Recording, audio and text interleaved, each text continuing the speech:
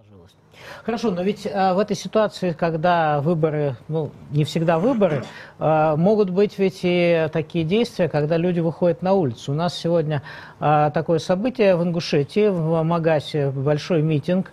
Я так понимаю, порядка 10 тысяч человек вышло. И сейчас с нами на связи по скайпу политико-историк Руслан Аубаков-Мершхи. Добрый вечер, Руслан. Скажите, что у вас сегодня было, сколько людей вышло, с какими лозунгами?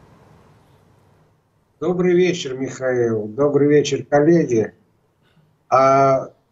Сегодня у нас проходит общенародный митинг в городе Магас, который, та проблема, которая назревала еще с октября прошлого года, тот самый болезненный вопрос, который мы в сущности не смогли решить с помощью Конституционного суда Российской Федерации, который оправдал антинародное решение передачи земель ингушей в Сунжинском районе.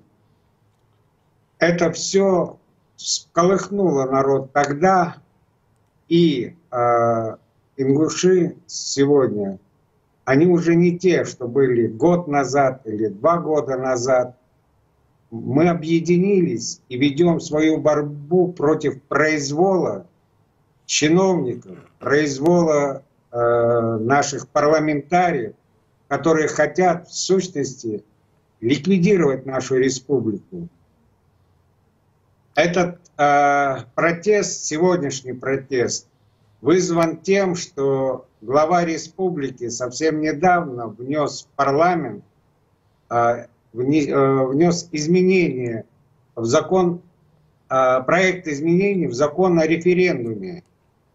Конституционный закон о референдуме Ингушетии номер 3 был принят в 1997 году.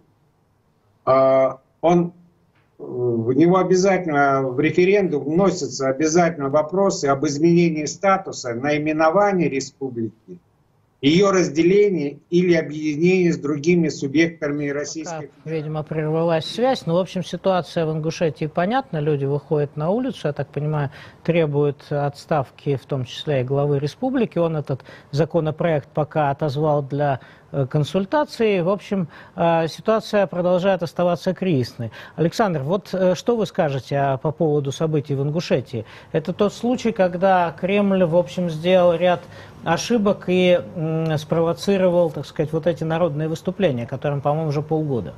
Ну, надо сказать, что касается готовности центра реагировать на региональные публичные акции общественного недовольства, это история совсем другая. Это вопрос символический. То есть здесь ничего не поменялось. Так как это для центра всегда было проявлением слабости реагировать на акции протеста, так он сейчас рассматривает... То есть не отступим. Да, то есть сейчас центр точно так же и сейчас рассматривает готовность удовлетворять акции протестующих как проявление слабости и не хотел бы эффекта домино. Поэтому это влияло, если мы посмотрим исторически на замены глав, но почти всегда это влияло отложено. Ну, либо, скажем, если мы вспомним в свое время уход Баоса в Калининграде, там у него полномочия заканчивались, да, то есть там нужно было принимать решение либо продлевать, либо не продлевать. Если это не ситуация окончания полномочий, тогда центр будет оттягивать и берет потом какой-то другой причине. Поэтому я абсолютно убежден, что центр, исходя с этой философии демонстрации своей силы, ни на какие публичные уступки, конечно, не пойдет и будет держать Евкурова. Может быть, его и поменяет, но точно не тогда, когда будут проходить митинги. То есть, во всяком случае, мне кажется, что с точки зрения общей стратегии власти можно ожидать именно этого. Может быть, Михаил со мной не согласен. Михаил, может быть, там действительно такой опасный процесс начался, дестабилизация, а на Кавказе это бывает в ярких таких формах? Ну, это возможно, тем не менее, какого-то принципиального перерастания количества протеста за эти полгода в качество мы пока не увидели. Какой-то такой политической стратегии протеста в Ингушетии не появилась. Я думаю, что ситуация для федеральной власти некомфортная, но не критическая. Возможно, в случае чего всегда протест этот возглавить, привести кого-то, кто будет символизировать запрос этих протестующих, у федеральной власти на сегодня остаются. Или прислать человека, как в Дагестан, который не связан с местными элитами? Ну, присылать какой-то Васильева, да, такого. символ может выступать новая глава, может, не знаю, Павел Порет, кто-то еще показать, что да, федеральный центр и сам давно это хотел сказать. Пока ситуация в Ингушетии не запущена до такой степени, чтобы федералы не могли историю переиграть, если это понадобится. Вот у нас, кажется, связь восстановилась. Руслан, если вы на связи, скажите, каковы планируются вот дальнейшие действия оппозиции в Ингушетии? Чего вы будете добиваться дальше? Ну, сегодня прозвучало в самом начале митинга бессрочно стоять, но пока договорились стоять 3 дня.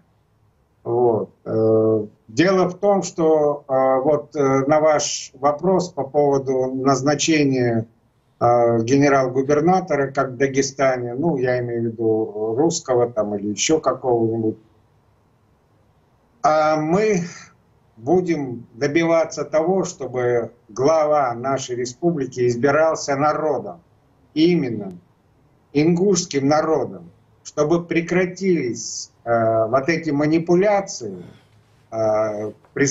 назначать нам чиновников, проходимцев, которым совершенно безразлично то, что происходит здесь, в республике Ингушетия. Допустим, то, что до Евкурова был Зязиков. Я не застал Аушева, ничего не могу сказать, я с 2002 года только дома. Но я видел, что происходило при Зязикове, вижу, что происходит при Евкурове.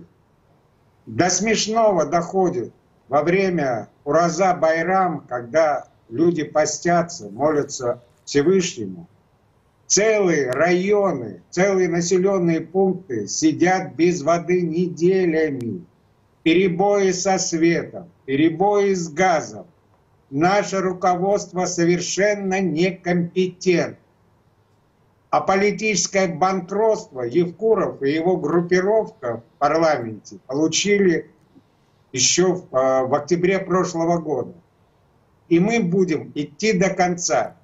Мы не собираемся расходиться, даже если именно этот митинг закончится на 3-й день или еще на какой-то день. Мы будем продолжать свою борьбу. Мы будем собирать еще митинги. Мы будем проводить... Вы не рассчитываете, Руслан, действовать через выборы? Ну, выборы у вас будут какие-то, может быть... Выборы. Мы уже не те. Хватит нами манипулировать, я говорю, хватит федеральному центру.